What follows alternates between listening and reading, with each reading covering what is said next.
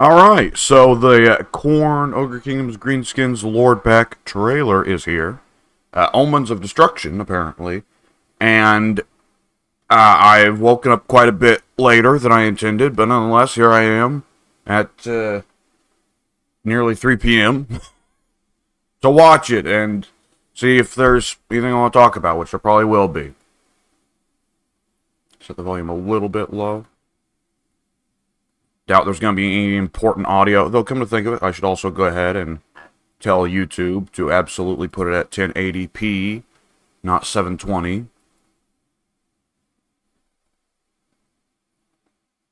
Okay, so the Empire gets the focus of our trailer that has no playable Empire factions. Wait, hold on just a moment. Carl Franz has a shield in this trailer. He does not have a shield in game. Alright, Skull Taker. Goldfug Maneater. Are we going to try and play this up as an all-evil DLC? I kind of figured they'd try and make Goldfug the hero. Gorbad.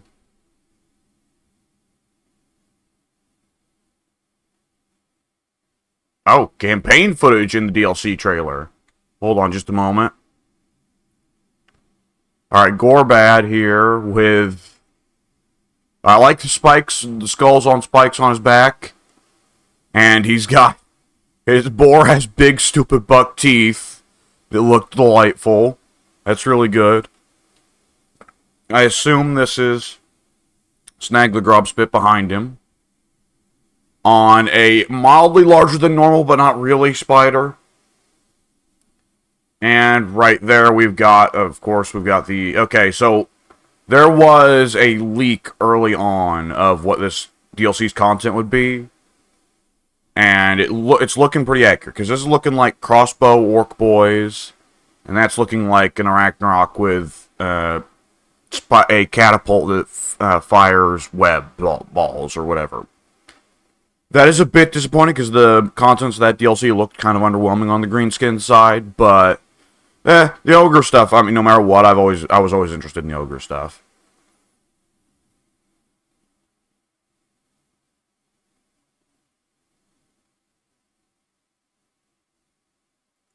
Oh! Oh, that's a surprise. Okay, is that a unit ability? Mangler Squigs? Because those were not on the DLC list. That was not on the leaked DLC list. This must be a unit ability. Like, Whirling Fanatics for the Night Goblins.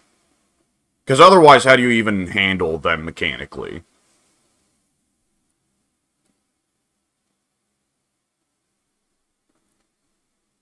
And there we've got the Slaughter Brute.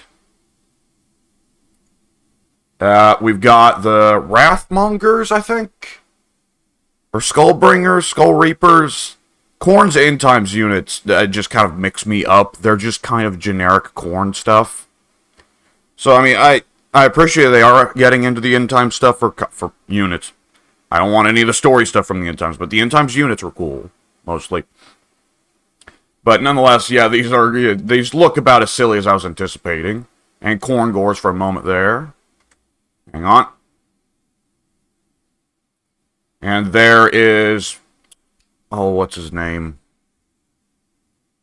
The guy from the end times that's the leader of the crazy corn tribe that the Skull Reapers and Wrathmongers, Wrathbringers, whatever come from.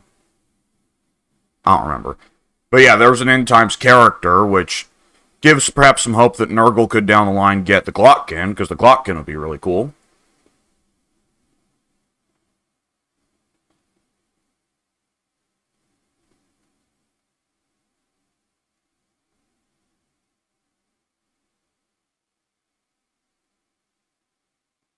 Oh, hang on. Just a moment. Alright. Bragg the Gutsman is legendary hero. And there's the Paymaster dude. New Lord.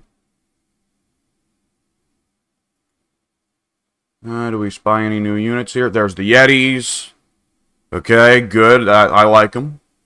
There is the Thunder Tusk. Okay. Yeah, that's pretty well everything people would have wanted out of the Ogres, that and the Bruiser hero, which I presume we'll see at some point. Anything else is just icing. Pigback Riders, right? Of course, I kind of forgot about those guys.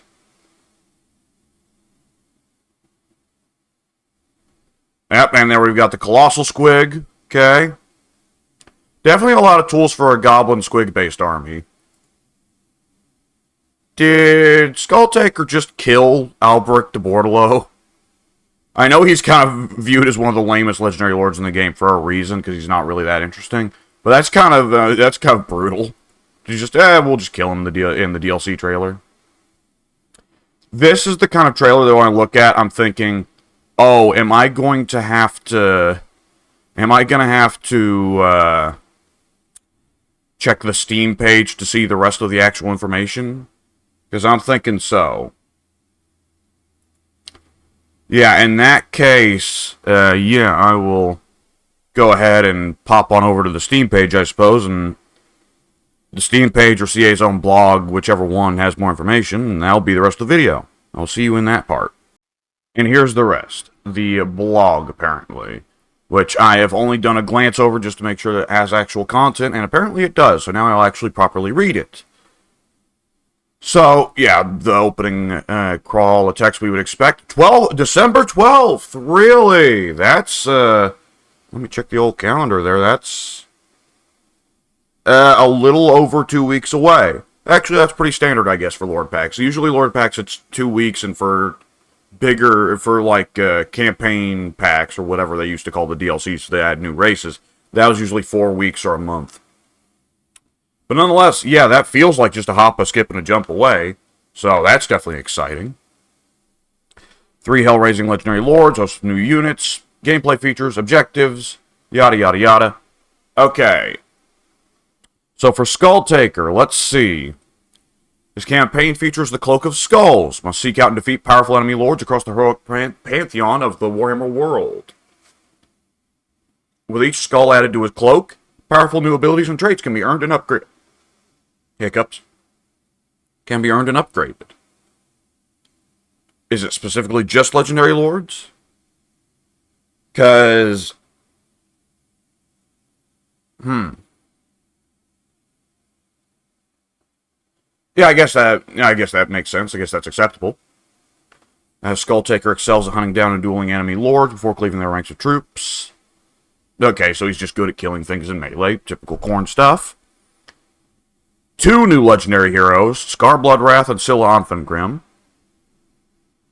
And followed by a host of acolytes, including the Blood Speaker, Slaughter Brute, Blood Beasts, Wrathmongers, Skull Reapers, and Khorngors. So, the Blood Speaker is the new lord or hero. He's going to be the one who's focuses more on buffing than actually doing damage. Slaughter Brute's the big monster. It's going to be like the Mutalith Vortex Beast, but for Khorne instead of Tzeentch. Blood Beasts is a interesting one. I can recall off the top of my head one reference to a Blood Beast in Warhammer lore, and the novel Palace of the Plague Lord, which I need to get around to finishing one day. But I've read enough to read the parts that involve the Blood Beast, and it basically seemed like a very Khorne-themed Chaos Spawn, but bigger and meaner, strong enough to wipe out a whole Norscan village by its lonesome. So I guess it's another big monster for Khorne. Wrathmongers and Skull Reapers are both units from the end times. One has got dual-wielding swords. The other has got, God of War, Blades of Chaos style axes on chains, similar to the Doom Seekers that the dwarfs got in the previous DLC. And Khorngors. The Beastmen, I love the Beastmen a lot, so I'm delighted that the Beastmen keep benefiting from other people's DLCs. So I'm glad to see that. I think that's generally a pretty good set of units there for Khorne. That's a pretty cool DLC for them. Greenskins, let's see. Gorbat Ironclaw, I think I've said this on past recordings, but Gorbat himself doesn't interest me. He strikes me as the most boring Greenskin Legendary Lord choice. At the same time, Orcs sell. People like Orcs, especially in 40k. So, it is what it is. Alright. Gorbat is a tenacious tactician who experiments with unique battle strategies for his army to employ, granting a deadly mixture of exotic battle bonuses and army compositions that can overcome any challengers. How does he have an ability that grants army compositions? Is this saying, like, he can choose what type of wall army reinforcements he gets? Or is it just instead saying, like, maybe he gets different bonuses units can give each other for proximity, like some kind of, like, Cathay-esque harmony feature? Or is it even, like, unit formations? I don't know. I don't know what's going on there. That is interesting, though. I would hope it's not just going to be, here's a bunch of flat buffs, but it'll probably be that. It'll probably be, go out, play battles, get a special currency that's exclusive to Gorbad, and then spend it to get buffs for various units. Temporary or permanent. But it'd be interesting if it was something else. He rides atop a warboard. That is the thing that Gorbad does have that's kind of can be his unique theme. They're not playing into it in the screenshots here, in part because boys are a unit that's already in the game. But that could be a interesting, unique theme for Gorbad and his armies, theme-wise, is for him to be very cavalry-focused, because the Greenskins don't really have a cavalry-focused Legendary Lord yet. And he buffs nearby troops, of course. His new characters and units. Snag Grobspit, we already knew about that. Savage Orc Great Shaman, so we finally have a Savage Orc Lord type for when you are playing the Savage Orcs and don't want to have a regular Orc Grey Goblin leading the army. The Night Goblin Big Boss, which I still feel is unnecessary. I would have gone with a Savage Orc or Forest Goblin hero, but whatever. The Night Goblins tend to, alongside the regular Orcs, get the most content, so it is what it is. Black Orcs with Axe and Shield, which is pretty, I'm not going to moan about it too much. This DLC is still going to be worth it to me. I buy every DLC, though, because I'm a pig for this game. But Black Orcs with Axe and Shield as a unit in the DLC feels really odd. Especially considering we just got a free update that added new weapon variants of units. So it's odd that this one is paid for. But that also... Mangler Squigs, okay, Mangler Squigs weren't in... I will say that. Mangler Squigs weren't in the leak. The leak said that we were going to get crossbow orcs. Which I'm not seeing here. Because it's Colossal Squigs, Arachnarok Flinger, and the Bolt Throw-Up. But no crossbow orcs, which makes me think the leak botched it a little bit, and the crossbow orcs are just a regiment of renown. Because the crossbow orcs on the tabletop were a regiment of renown. Ruglud's Armored Orcs. Who were a bunch of orcs who basically, in the various wars with the dwarfs, or the Chaos Dwarfs, I forget which, became kind of, I guess you would say in modern vernacular, weeaboos for dwarves, or dwarfaboos, and thought, these guys know how to fight, let's imitate them, let's wear heavy armor, and let's use crossbows to fight from a distance. And I remember when they announced it was very much not an announcement, I'm sure Crave Assembly did not enjoy it, but I remember when the leak came out, I thought it was more than a little bit strange, the crossbow orcs, because it's like, well, it adds some missile choices for greenskins, which gives them more diverse army builds, so I get that, but it's really kind of a strange unit. So it makes more sense to see they're just a regiment of renown, and it's instead Mangler Squigs are in that unit slot, which is a much more visually interesting unit that I'm very, very happy to see. That is the unit that I would say I probably most wanted for greenskins, and also thought was impossible. I'm really happy to see that, because I think I said this while I was watching the trailer. I know I just did that like 2 minutes ago, so my memory is just that bad. Or my short-term memory while I'm thinking is just that bad. But either which way, I really wasn't excited for the greenskin side of the DLC. Nor was I really all that excited for the corn side of the DLC, but I'm not a big corn guy to begin with. This was going to be an Ogres DLC for me, because I do really love the Ogres. I think that they're a lot of fun, both narratively and gameplay-wise. But I'm glad to see the Mangler Squigs, because the Mangler Squigs are a unit I've wanted for a long time. That's just so cool. Two big squigs that are chained together that are just bouncing around like maniacs ping-ponging across the battlefield, regardless of who they hit. It's very delightfully stupid and green-skinny. And it's part of the thing that people love about the greenskins, especially more so in the 40k universe, where they get up to a lot more hijinks. But it's one of the instances in fantasy of the greenskins actually getting up to hijinks, and that's not so common. The Colossal Squig just looks good. I was never going to be too amazed by it, because it's one of it's one of the monsters that the modders were capable of doing to a certain degree. Though using squig hopper animations was a problem. I can remember that. I think anyone that's played with one of the various Colossal Squig mods can recall. There were usually animation problems, especially if you made the unit walk instead of run. Because the squig hopper animation is, of course, made for a much, much smaller unit than the Colossal Squig. Glad to see it's real big, and I'm glad to see, though, that it has its own special model, that it doesn't use the same model as the basic squigs. As someone who really likes squigs, like, I moan about greenskins quite a bit, because I find their campaign design very uninteresting, and I find the plain generic orcs pretty boring, and I do think that the greenskins are lacking in lore comparative to the other races in Warhammer Fantasy. That is, 40k, of course, the orcs in Warhammer 40k are awesome. Warhammer Fantasy, I think they're a bit lacking, so I've been moaning about that quite a bit. But I do think squigs are great, and I really love squigs and squig units. There's something I find delightful about the orcs having their oddball pets that are just bouncing mouths. The Arachnarok Flinger and the Bolt Thrower, excuse me, those are both interesting, giving the greenskins more artillery options. I remember a time... Oh, I'm sorry. Of course, now I'm getting all sick just in time for... when I actually am recording, but nonetheless. I remember a time where the greenskins had very highly thought of artillery in Total War. Because the Doom Diver catapult used to be a lot stronger, if memory serves. Though, well, no, it's still pretty strong. It's just not quite top of the game anymore. But it's interesting to see the greenskins get 2 more artillery choices that'll again make them one of the more fleshed out races artillery-wise. Particularly with the Arachnarok Flinger, because that's a monstrous artillery choice. And that's not super common. There's not a whole lot of monstrous artillery in the game. The Beastmen get the Cygor, the Lizardmen get their various monstrous artillery pieces, but it's not super common otherwise. So that's definitely an interesting choice to give to the greenskins.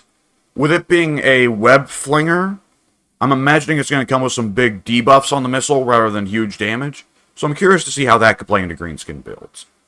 So the Greenskin DLC is definitely a mixture of stuff that I find pretty boring, like the Black Orcs with axes and shields, and the Night Goblin Big Boss. Stuff that I've been wanting, like Mangler Squigs and Colossal Squigs, and stuff that is not, like, I'm not super hyped over, but I am curious to see how it has an impact gameplay-wise, like the Arachnarok Flinger. Then we get to the Ogres. This, like I said, this is the DLC I was excited, part of the DLC I was excited for. So Goldfoot has mercenary contracts. He can help his clients across the world settle their warring disputes by taking on all wars they're involved in and conducting hostile actions against their enemies for handsome rewards. Okay, so it's not just like the Ogre's pre-existing contracts, where it is, go kill this lord, go take this settlement, and we'll pay you. It is, I will pick a faction that you're friendly with, say, I'll take on all your wars, and in exchange, I get bigger benefits when I sack or raise or loot or occupy their settlements. That could be interesting. That's definitely sounds like a challenge campaign more than anything else, though. But nonetheless, I mean, odds are I was probably going to end up playing Greasus or Scrag again instead of playing Goldfoot. But no, I'll probably play Goldfoot when the DLC comes out. Though I might play Skulltaker, depending on where his start location is. No, Skulltaker starts in Lustria. We saw that in the DLC trailer. That's not a bad spot for him. Anyways. Goldfoot is an anti-infantry blender. He has a variety of exotic abilities, such as Deadeye, which allows him to take a powerful shot from his pistol. Glad to see he does something with the pistol. That was always a neat part of the model. And the new characters and units. Bragg Gutsman is our legendary hero. Ogre Paymaster is the new lord. Bruiser is the new hero. Goldfoot's Man-Eaters. Not a regiment of renown? Okay, I'll get back to them. Pigback Riders, Blood Vultures, Yetis, and Thunder Tusks. Yeah, it didn't quite occur to me. I don't remember there being... I don't remember the leaked list of units for the Ogres. So I don't remember what that last unit was for them, other than the obvious Pigback Riders, Blood Vultures, Yetis, and Thunder Tusks. Because, of course, Pigback Riders were mentioned in the most recent Dev Talk. Yetis and Thunder Tusks, everybody just knew, because they were the last units missing from the Ogre Kingdom's army list on tabletop. Blood Vultures was also a pretty common assumption, because, for one thing, the Hunter does not have the Blood Vulture ability that he did on tabletop. On tabletop, the Ogre Hunter could get an ability. He could get a Blood Vulture that would, like, rest on his arm on the model. And it could function as a ranged attack for the Ogre. But the Ogre Hunter, in Total War Warhammer 3 doesn't have that ability. So that was kind of suspect for one thing. And for another thing, it was noticeable that the Ogre Kingdoms, alongside the Skaven, I believe, were the only two races in the game that didn't have any flying units. Well, does Kislev have flying units? I don't remember. They might now after the DLC. Kislev, I lost track of Kislev somewhere around their DLC. So, but anyway, yeah, Goldfug's Man-Eaters. That is odd. If they're going to get a variety of weird abilities, I think that'd be really fun. And, like, they give them the look that the Man-Eaters should have had in the game by default of different varying appearances rather than just all of the Man-Eaters being pirates. That'd be really cool. Nonetheless, I do look at that and think that's a little bit of an odd unit choice because that really seems like it would have been a Regiment of Renown. Not too dissimilar for the Dwarf Spugman's Rangers, where I would have absolutely told you ahead of that DLC, though I wasn't playing at the time, so I wouldn't have told you anything because I didn't know shit about Warhammer Fantasy. But if I did know anything about Warhammer Fantasy, and I was playing Total War Warhammer prior to the King and the Warlord, I would have told you that Bugman's Rangers would have been a Regiment of Renown, not a regular unit. And yet, here we are. So, I'd certainly like to see more of, like, the Ninja Man-Eaters and the Imperial Swordsman Man-Eaters and Goldfug's Man-Eaters. That'd be cool to have the visual variety there. But yeah, the Pigback Riders. The Pigback Riders are definitely going to be a lot of fun. I'm curious to see how they're going to play out gameplay-wise. Because are they going to be anti-infantry, anti-large? They're not going to be cavalry. That much is for certain, because they're very much... It's still a Noblar being ridden, and he ain't going to run that fast. As a matter of fact, they should probably run a little bit slower than your standard Noblar unit, because they're being weighed down with the other Noblars on their shoulders. So they wouldn't just be chaff, because that's what the purpose of the standard Noblars is. I'm curious to see that. But yeah, the Ogre side of the DLC, the Goldfug's Man-Eaters, I'm curious to see what the hell those are going to look like. Other than that, that's everything I expected and everything I wanted for the DLC. So that's all good stuff. Free content. Alright. So, coming free as part of Update 6.0 will be Total War Warhammer's official 100th Legendary Lord, Arbal the Undefeated, which I said last time. During, I think, the dev talk, I said, I remember them saying that the 100th Legendary Lord was going to be someone really big and really important to the lore. Or somebody of real significance that was worth waiting for. And I said at the time, that's not Arbal. I'm sure there are people who really like Arbal. I'm not one of them. I think he's really kind of dumb looking. Riding a flesh hound, for one thing, I find kind of derpy, and for another thing, his gimmick being, oh, I never lose. Except that in a war game, you are going to lose unless the game is really badly balanced. If Arbal's guaranteed to win every match he gets into on the tabletop, that means he's a unit that everyone should be taking.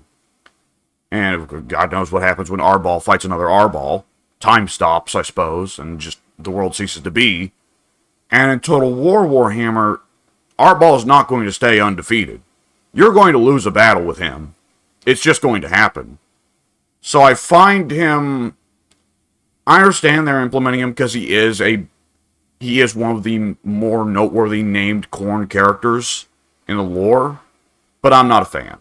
Maybe I'll be impressed with his implementation in the game, but for me, he's like, yeah, I expect him to be there. It'd be kind of weird if he wasn't by the game's end, by the end of the dev cycle.